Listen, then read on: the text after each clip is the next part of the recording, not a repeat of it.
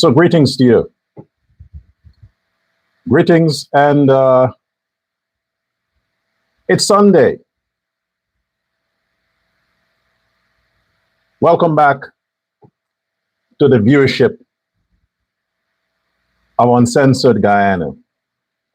Well, today I have a show that might offend a lot of you.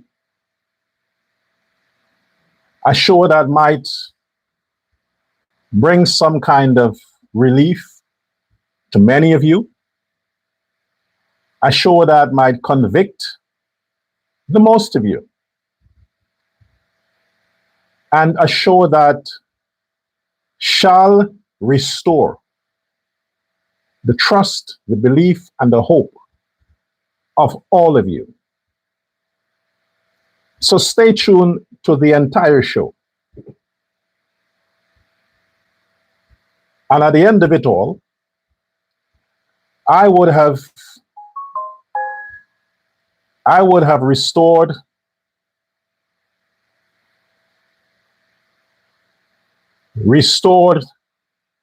the trust you have in your country, or help to restore the trust you have.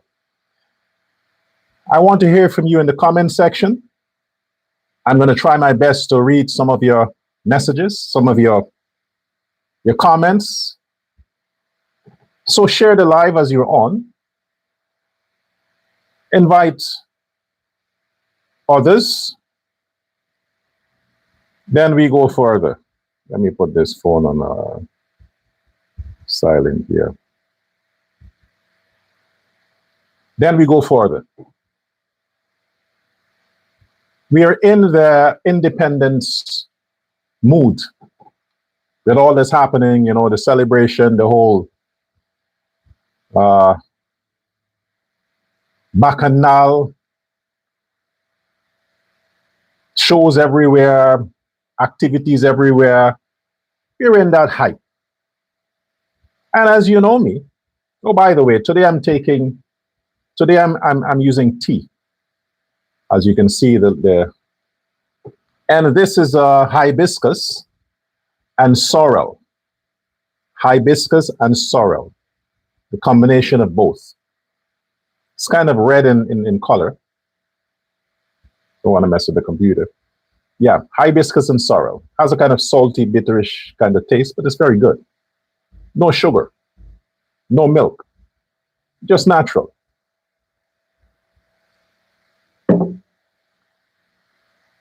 So we're in the whole independence, 60 years of Guyana independence. And like I said the last time I had a show, what are we celebrating? What independence? Independent of what? Independence from who are we celebrating? 60 years.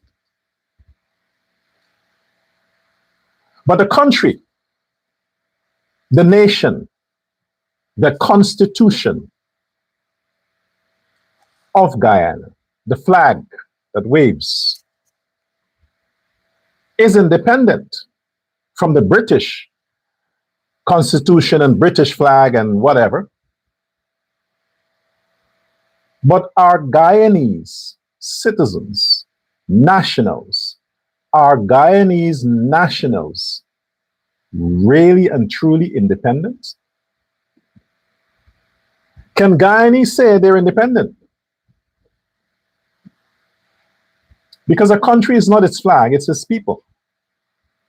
It's the people of Guyana that makes the country what it is, not the land or the people. Are they truly independent? I mean, you can't say you are an independent woman. You know, the girls like to say, I'm independent, boss lady, independent. You can't say that you are independent when a man is paying the bill of the restaurant. A man is paying your rent or assisting to pay your rent. or your gas bill, or you're collecting money from men. You can't say you're independent and you are dependent on a man. You're not independent. You're a dependent. So how can Guyanese say and embrace this independence, the whole cultural thing and the celebrations and the planning and all that kind of stuff, but yet, they're cussing the government about cash grants. Yet they are fighting for cash grant. How? Cash grant is welfare. You must understand that. Cash grant is handouts. It's sorry for. I feel sorry for you, so I'm giving you a pittance. That's what cash grant is. It's not a payment. It's not a salary. It's not a contribution. It's a welfare check. You can't be independent as a nation, but yet you're going in the line for cash grants. It's not independent.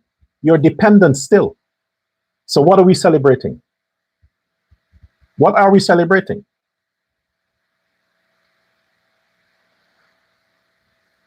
The PPP party, the PPP, the People's Progressive Party, as a political organization, survived to this day. The question is, what about the supporters? What about the supporters? Welcome to Uncensored Guyana. I'm Dr. L. Prasad. So,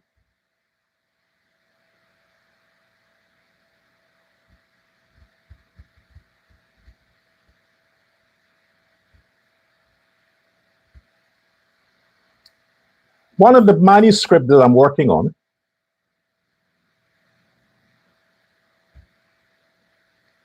one of the manuscripts that is completed but is yet to go to the publisher, it is titled Prince Ali and the President, Narcissist, the Brown Betrayal. Prince Ali and the President, from the series, a personal account series. The subtitle is Narcissists, the Brown Betrayal.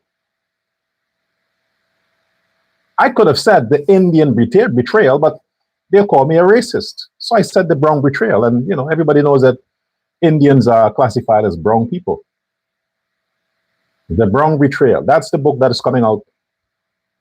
It's already finished, but understand this, all my books are finished. They just need to be finalized and go to the publishing. And that costs a lot of money. It's not cheap. You're talking thousands of dollars to get these things sorted out. It's not cheap. Anyway, I want to read from the unpublished manuscript. And one of the chapters in the manuscript, I have titled that chapter, The PPP in Exile. The chapter I've titled The PPP in Exile.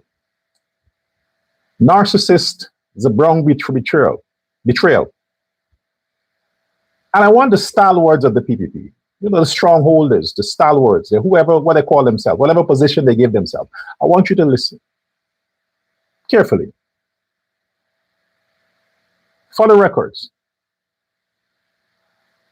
I didn't need anybody's approval. The only person who should have been against me penning these books is Cheddy Jagan himself. And I'm certain he would not have been against it. I'm absolutely certain about that. Oh, by the way, you know Kash Patel, right? I like the guy. I love Kash Patel. I'm a fan of Kash Patel. I love the guy. strong, determined. He don't give a shit. He says it like it is, intelligent, and he's a man of law and order. Kash Patel, who was not a politician, was a strong supporter of the agenda of Donald Trump from 2016 coming up. Kash Patel wrote a children's book, not a book like these, kids' book for kids, kindergarten students. A children's book cartooned, dedicated to Donald Trump while he was in opposition or he wasn't the president. Published a book, one book, dedicated to Donald Trump, the king and some, I forgot the title. A kid's book talking about how the king fought against this and fought against that, you know, cartoon stuff. And as a result of one kid's book that Kash Patel wrote for Donald Trump, the ex-president at the time, Donald Trump showed his appreciation for Kash Patel for a kid's book by making Kash Patel the head of the FBI. That was his only qualification, a kid's book. That's it. But Donald Trump gambled on an author who wrote a kid's book, and it paid off. Because look at what Kash Patel did with the FBI. He got Maduro. He got the Mexican drug lord. He's going to get the former Cuban president. He's going to get Azharuddin Mohammed. Look at what Kash Patel has achieved that no other FBI director could ever have achieved. Look at the victories of Kash Patel. All it took for him to get that job was a book, a kid's book.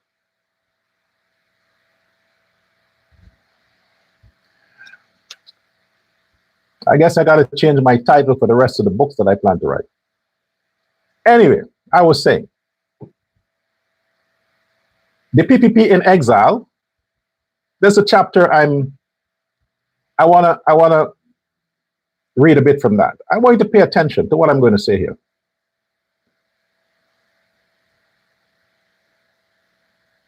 Listen to this. There are moments in political history when a movement loses its power, but refuses to disappear. The People's Progressive Party experienced one of those periods during the long years it remained outside of government control, while still maintaining extraordinary emotional loyalty among large sections of the Indo-Guyanese population. To the outsiders, this loyalty sometimes appeared excessive. But to Indo-Guyanese, to many Indo-Guyanese families, the attachment was never simply about politics. It was about memory, survival, fear, recognition, and the belief that history had already shown them what vulnerability looked like when political power felt a distance from their communities. During the decades following the rise of Forbes Barnum and the consolidation of the PNC dominance, many PPP supporters felt politically exiled inside their own country.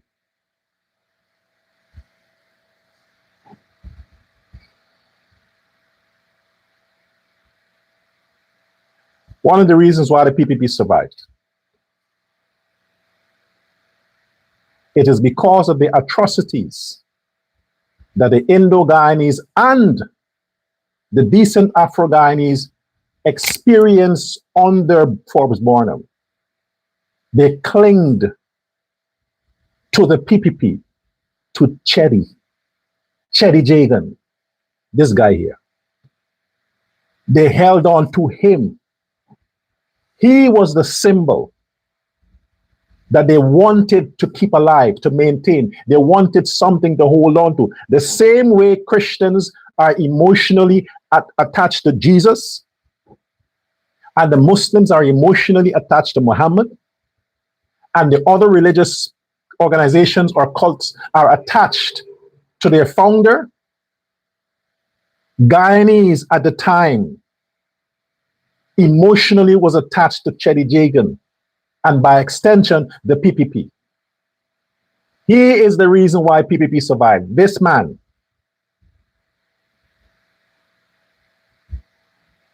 He is.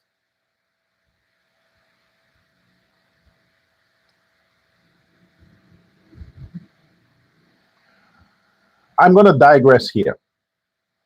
I plan to get angry today. I plan to. I'm going to digress here.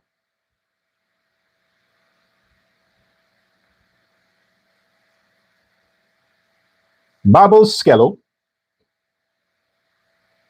you know the guy that cussed Mother Lakshmi? That guy.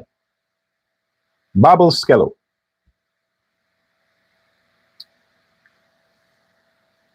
Compared to what Burnham did to the Indians, what Babel Skello accomplished by way of his song that attacked 2 billion people, 2 billion devotees of Mother Lakshmi around the globe. His song insulted not just myself, but 2 billion people around the globe who called Mother Lakshmi goddess, have their pujas, their jandis, do the mantras. They observe all the feast days, Diwali, Bhagwan, and all these days, Navratri, all 2 billion.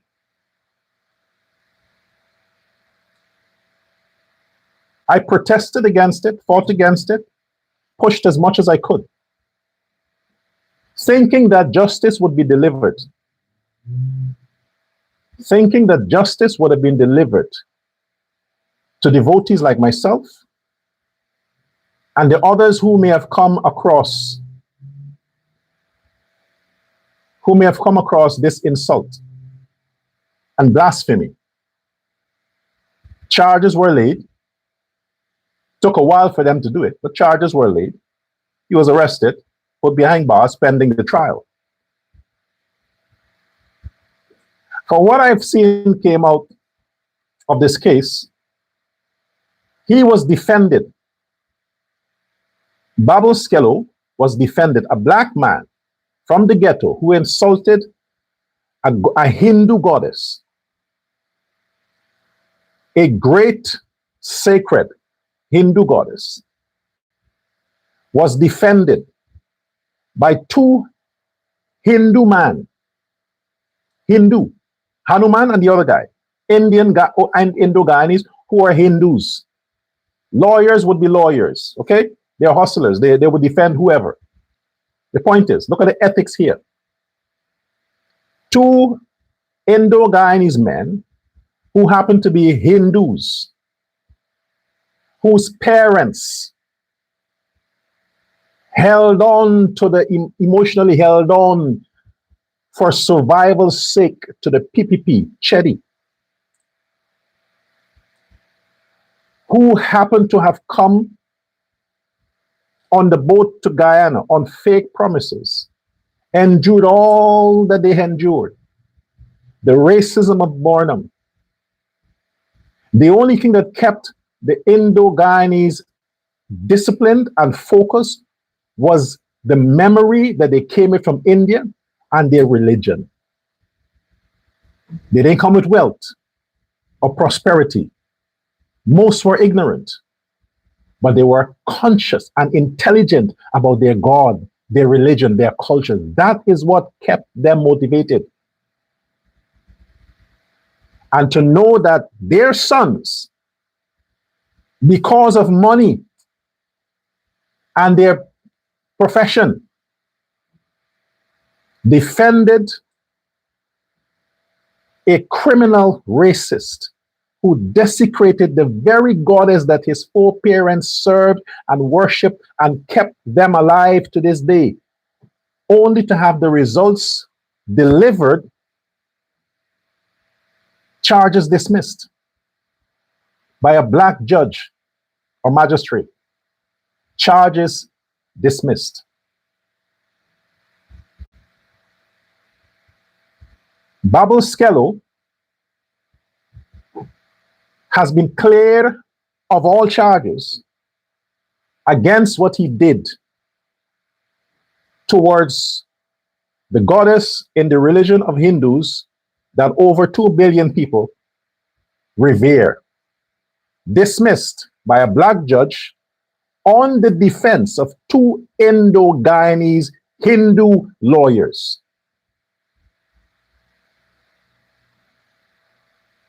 And what is the justification? It was not a crime. He didn't commit a crime. He didn't break any law. Why? Because the law that the Attorney General had spoken of that was responsible for Babel Skello being charged, that law did not acknowledge Hinduism as a religion. The colonial law.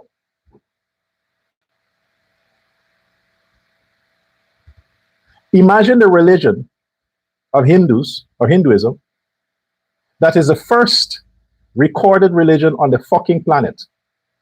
First. Everything else that came after that copied Hinduism, everything else. And you Christians don't challenge me on that. I'm a scholar. I'm a genius. You can't come with me that fucking shit about your religion. You can't challenge me. Go to them low-life pastors that you have. I am too above you to challenge me on what I just said. You can't. So don't even go there. Don't even think about it. What I'm saying is, the slave masters, the missionaries, and all those people in that time needed to make sure that they protect their propaganda, protect their agenda. So they grafted a law. Since then, fuck every other religion, but don't fuck around Christianity. Don't say anything about the Catholics, the Roman Catholics, or the Pope, because it's illegal. It's like being anti-Semitic. And when you thought, Attorney General, when you thought that, as a learned scholar yourself, you thought that the law means religion. The 2 Hindu brainiacs said, no, it's only Christianity. It's only Christianity. So technically speaking, Babel Skello can do it again. And you're leaving the plane clear for all them others now to go out and say more things because they can't be charged. There is no law protecting blasphemers or anything or protecting Hindus. No law on the books in Guyana. None whatsoever. There is only freedom of religion for Christians, not Hindus. Not Hindus. So they can cuss the Hindus and cuss the gods how much they want. From now they can do it. There's no law. There is no protection. Because it's only applied to Christians and Christianity. Only apply to them. All the rest, you're not important. You get it?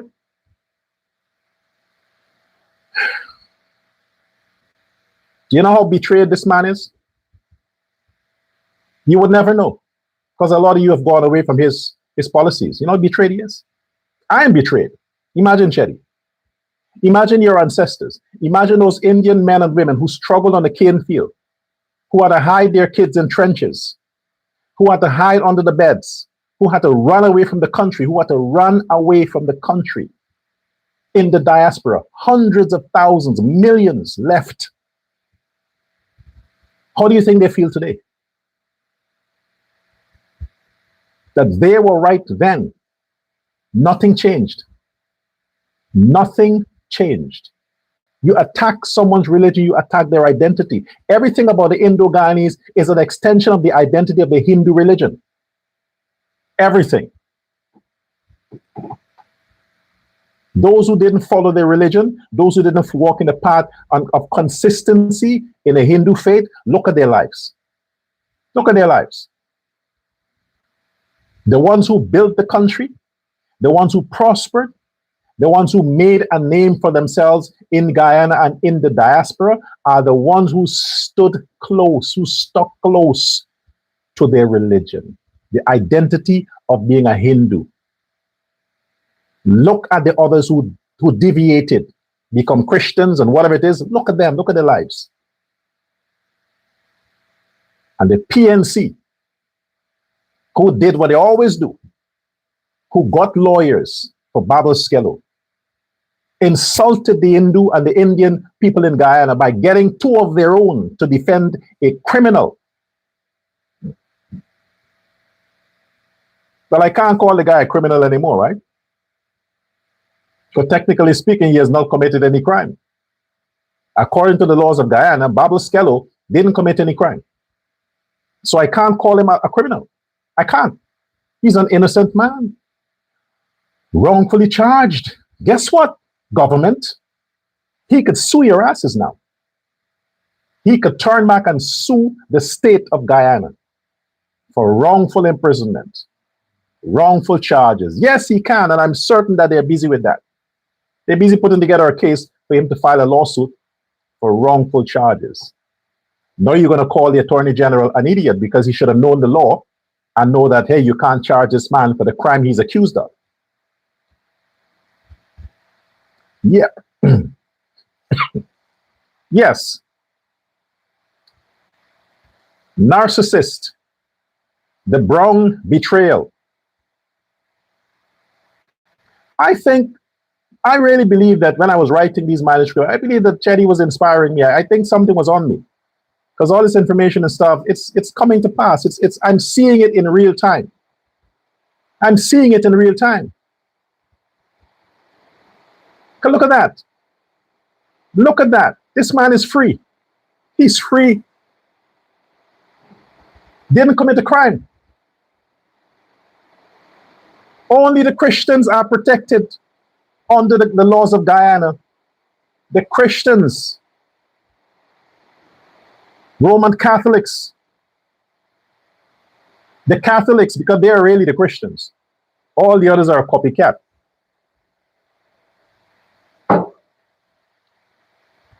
The only Christians are Catholics. If you're not a Catholic, if you're not a baptized Roman Catholic, you're not a Christian. Christians are only Catholics. All the other Seventh-day Adventists, Jehovah's Witnesses, Church of Jesus Christ and Latter-day Saints, and all the others, you're not Christians. You're not Christians. Christians are only Catholics. So the rest of you have no protection as well. Just like the Hindus have no protection. Thanks to a government who only survived as a party because people gathered under them due to one man, Cheddi Jagan. Remember that Cheddi Jagan represented Guyana, Guyanese, not Indians. Before the West intervened and used a weak-minded individual like Barnum to make it into a racial thing, all Guyanese were sheltered under Jagan, under the PPP. All Guyanese. There were no identity politics then. The West used a weak black man to target weak black people and make it into a racial thing. So those Afro-Guyanese who understood the message of Cheddi Jagan, they remained with the PPP because it's not an Indian party, it's a Guyanese party. Guyanese sheltered under the PPP because that's the only party that gave them identity and hope. But where it is today, we're having independence coming up 26th of May. From what? Friday, you had the opening ceremony of opening ceremony, some ceremony of something. And I followed a bit because I was bored. I followed a bit about when the Minister of Tourism talked about it's an Ali agenda with whatever, whatever. I keep asking myself the question, President Ali I like you, brother, I love you. All right? Despite you have my support. But the PPP is not about you. Whatever reason these people are treating you like Trump, like how they treat Trump, they're sucking up and kissing Trump's ass for whatever reason. It's a turn off. It's turning off people. I am turned off. Because the People's Progressive Party is not about you. The difference with you and Donald Trump is that Trump created MAGA, mega. He created that. I mean, he took it from Ronald Reagan, but he created the thing, the identity today. He did it, but you didn't create a PPP. You have benefited because of this man, Chetty. The occasions when governments in the PPP, I mean Guyana, the occasions when you should use that time to reconnect people to the source, it's going off track. The only time you hear some waning statements to the honor of Chetty is when it's his birthday and death anniversary. That's the only time. Other than that, it's whoever is there now.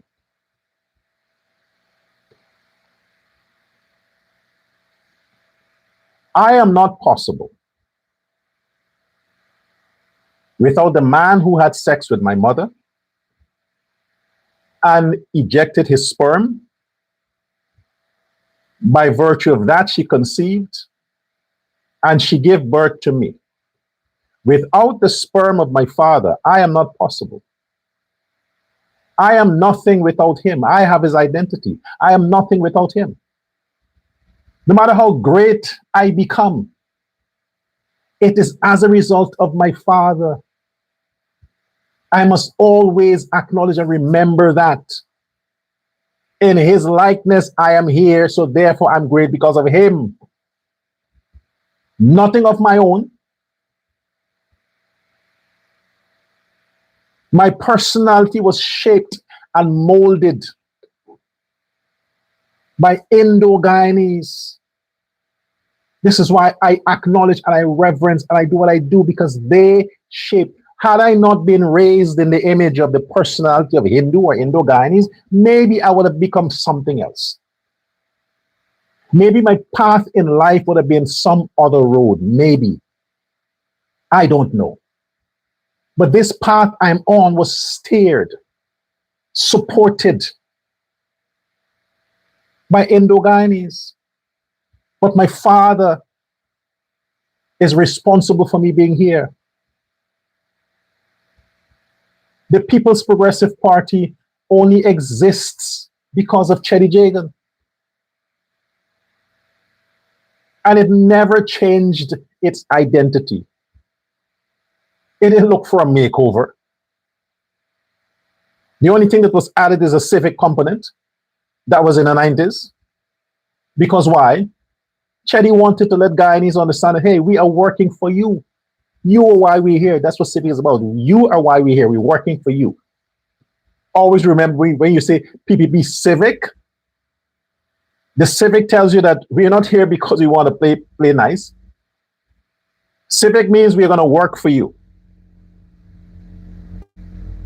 But the PPP is this man, Chetty Jagan. It's out of his brain, his mind. It's his sperm injected into the Guyana situation at the time. Give rise and give birth to the PPP that crazy man Bornham was a part of.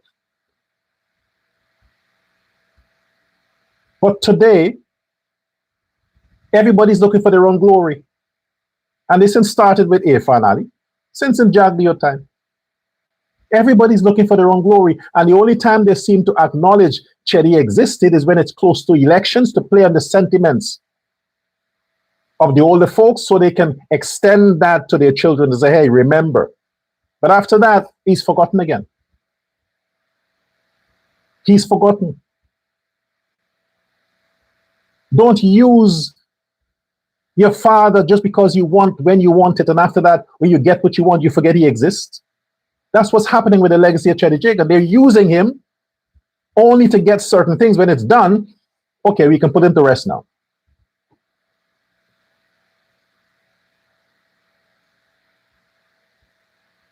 I don't like it. That whole thing, the independence celebration organized by the government.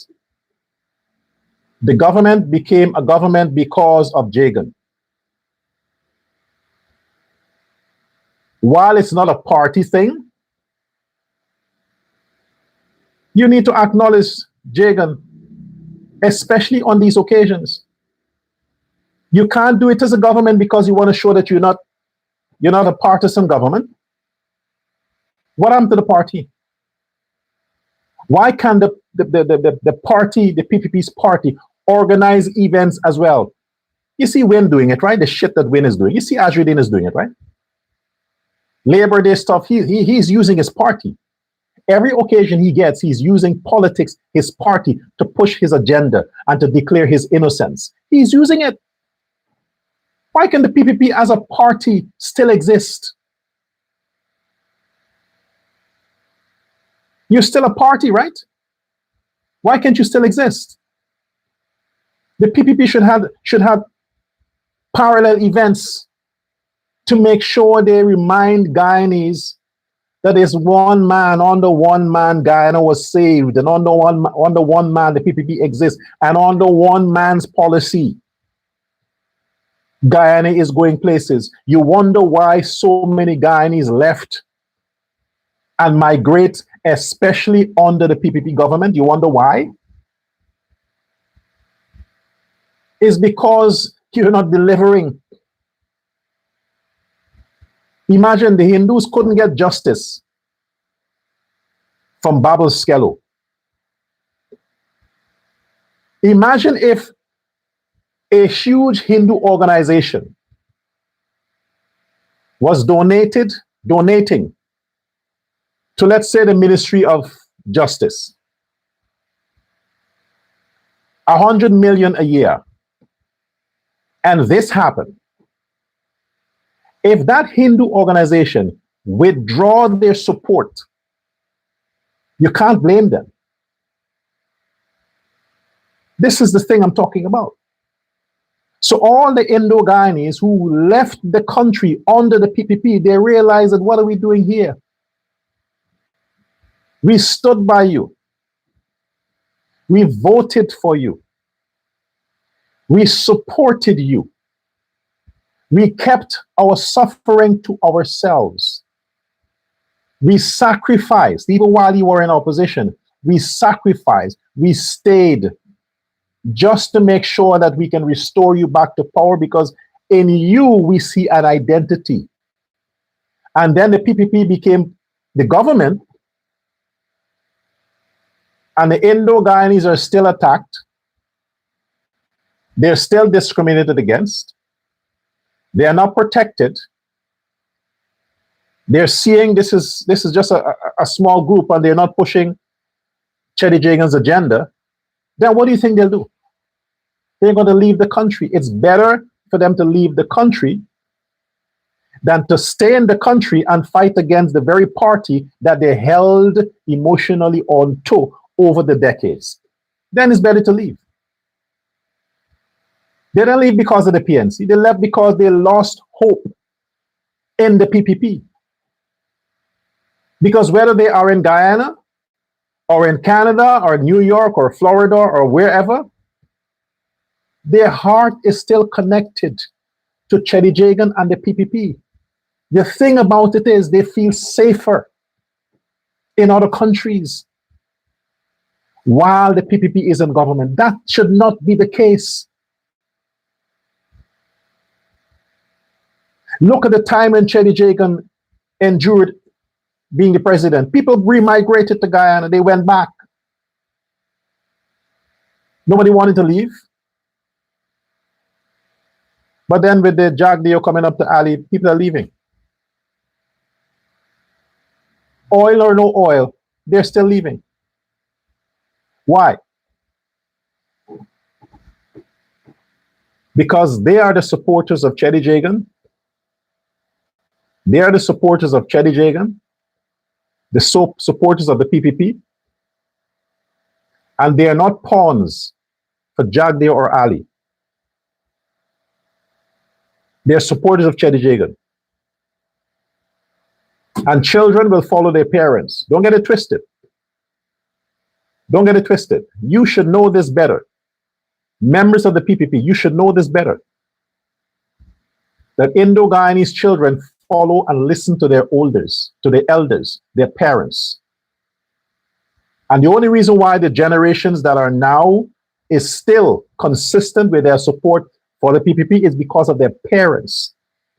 Not because they love Ali or they love Jagdeo. Their parents. They are loyal to their parents. And their parents are loyal to the struggle.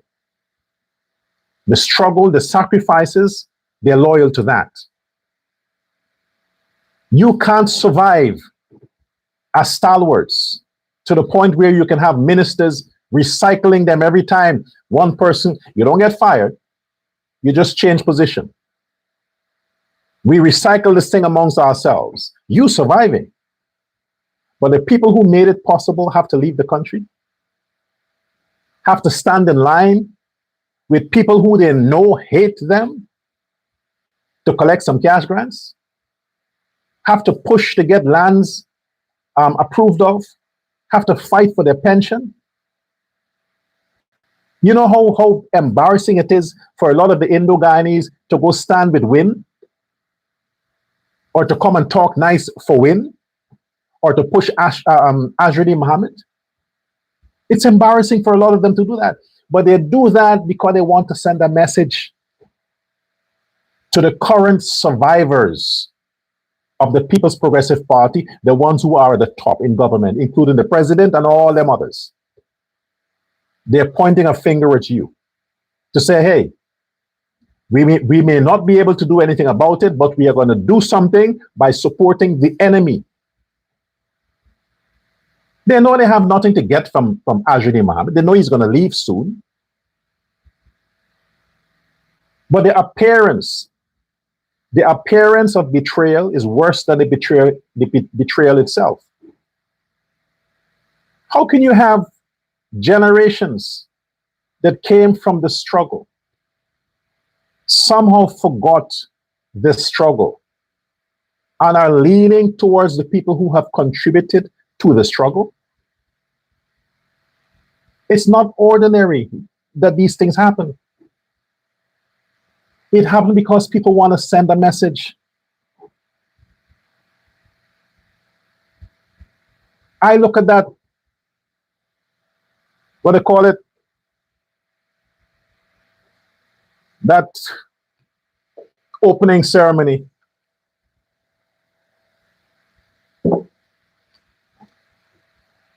Opening ceremony, and I'm seeing millions that are wasted. Oh, dollars, money. Wasted. For what? Whoever said they want that? Which Guyanese said they want that? For what? You look at you look on the stage and listen to a few people who can't sing, depressing music, people who can't dance and perform and perform, people just showing up to show off their suits. And it was,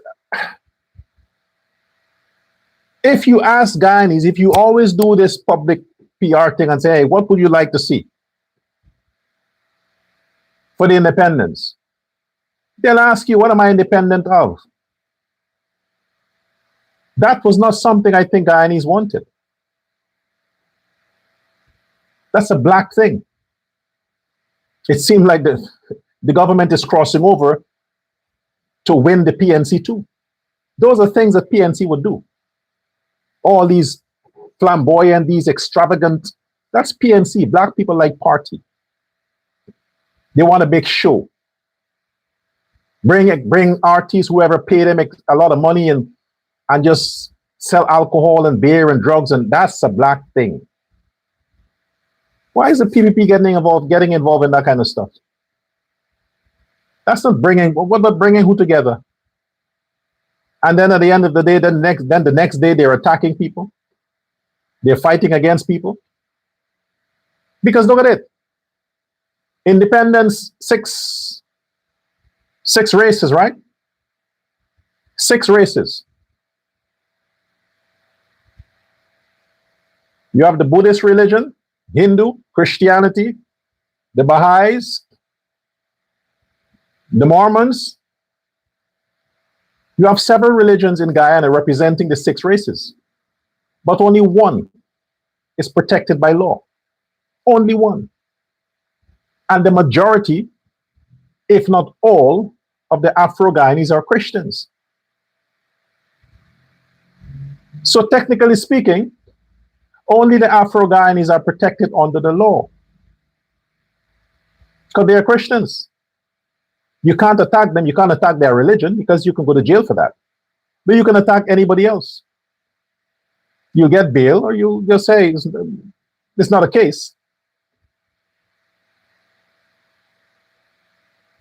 Why can the supporters of the PPP survive with the party? Why we all can't get the recognition that is due? When it's elections time, we all vote for the PPP, right? We put them there. We make sure they stay there. I'm doing my shit for the PPP. For the party.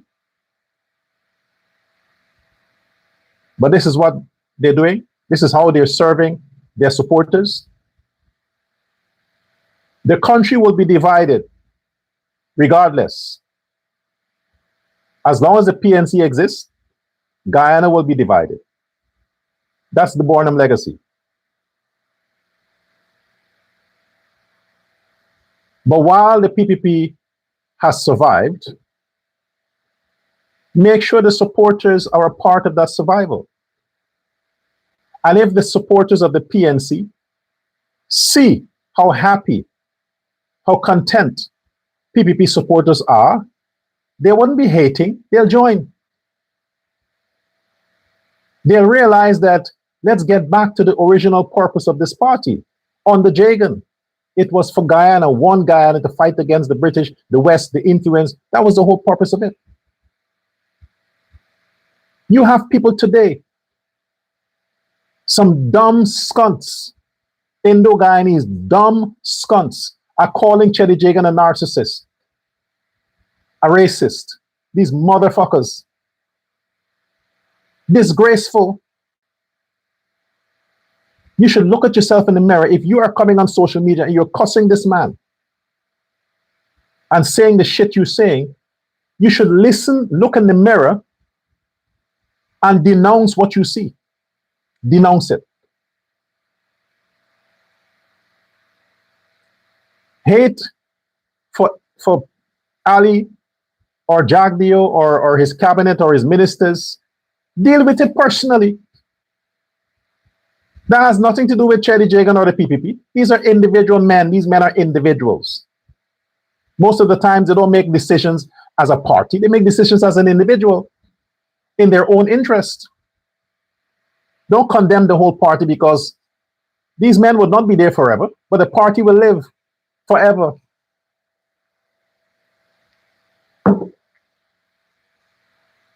We have to merge and understand where we stand and direct the emotions where it is necessary, where it is important.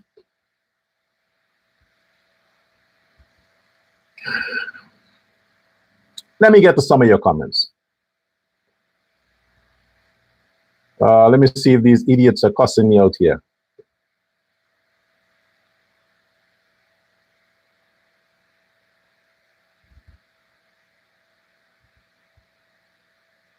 All right, let's get a few comments here. Read a comment from Nina Singh 55466. These are still these few are still allowed to preach racism, and I'm sure they're attracting a lot of not so intelligent Afro-Guyanese community. Of course they will. Of course they will. I mean, the sentiments are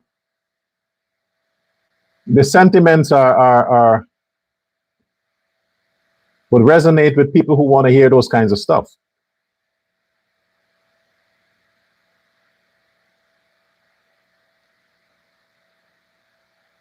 All right.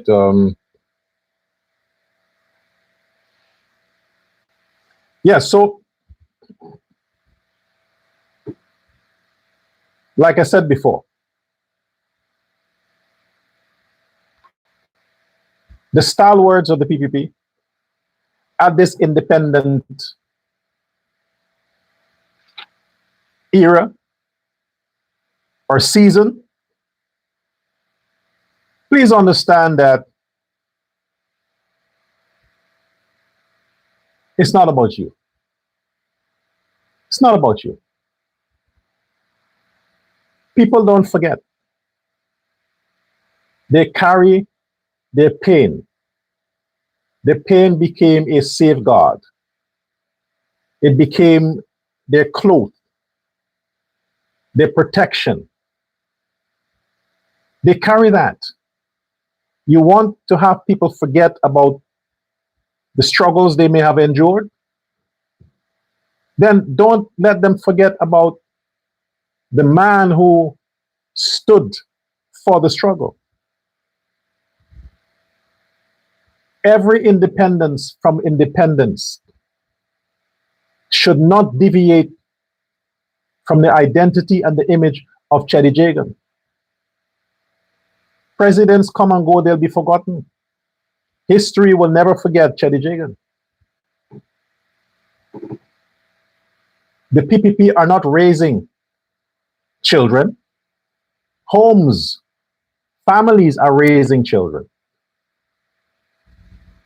And you have to make sure that the parents of the unborn children or the ones who are born now don't feel marginalized, disenfranchised. I appreciate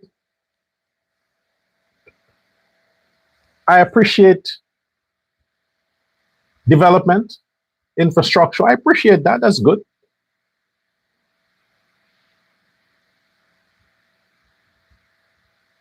But let the people feel like they're independent.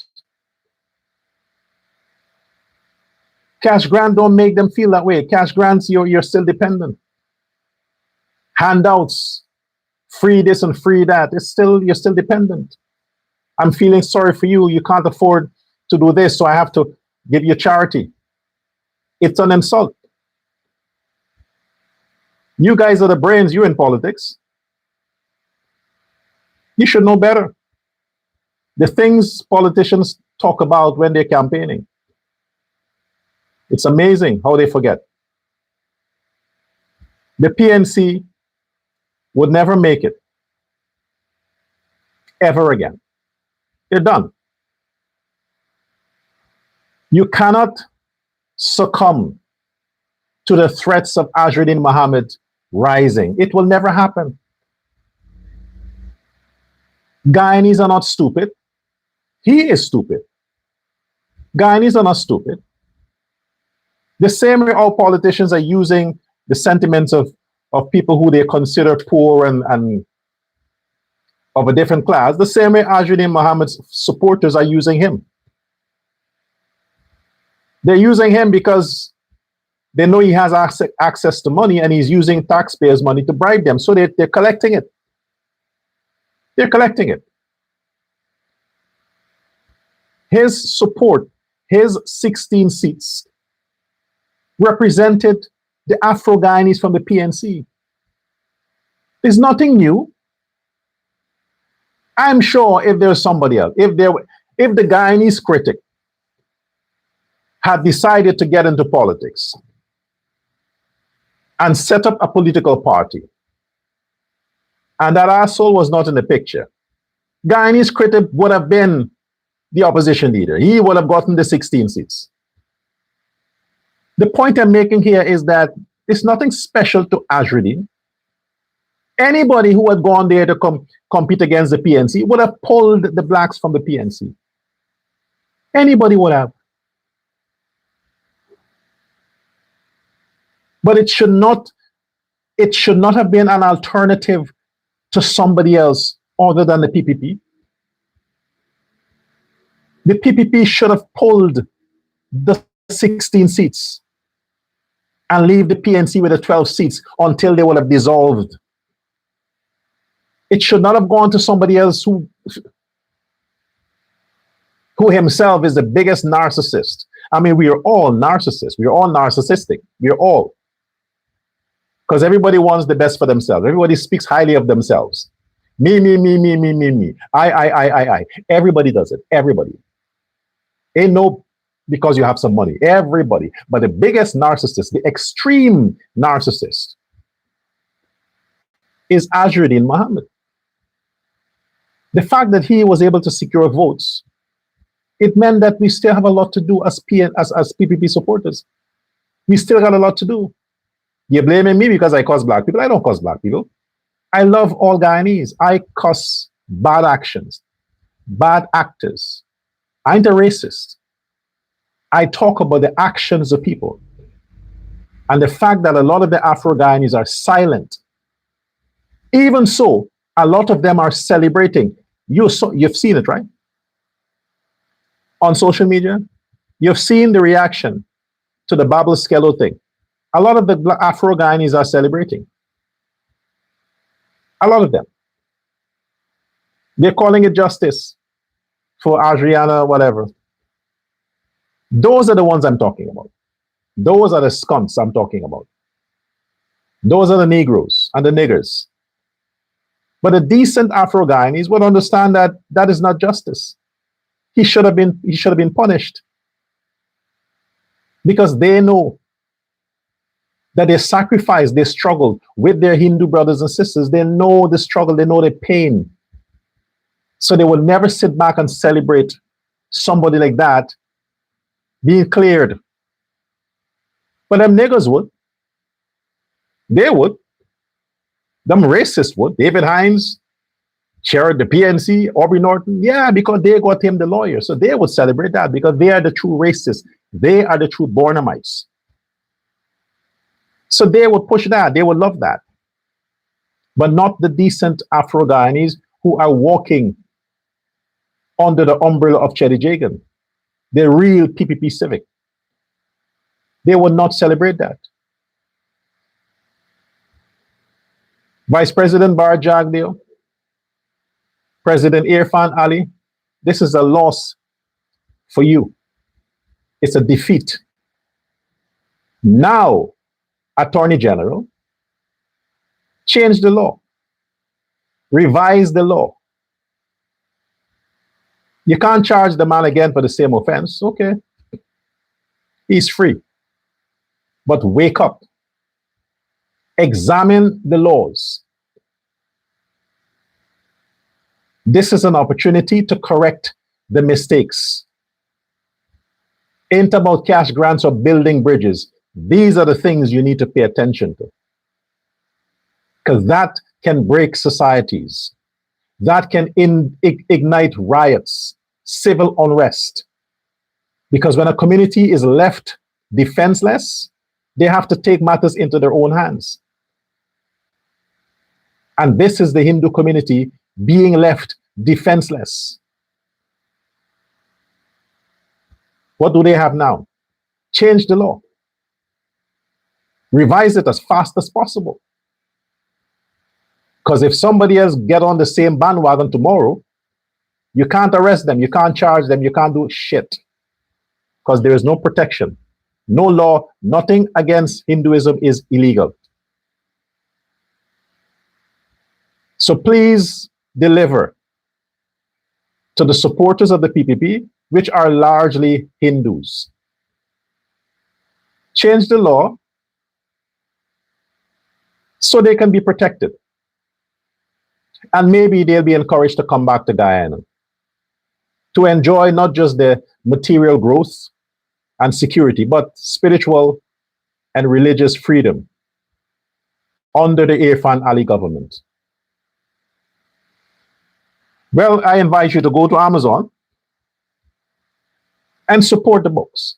Buy a copy of the book from the series of personal account from volume 1 to volume 5. You can choose, you can buy all copies or it's better if you buy all copies because it's a transition. The story continues in all of the books. So if you buy one and you don't get the other one, you'll be missing the point. So you buy from volume 1 to volume 5, it's cheap.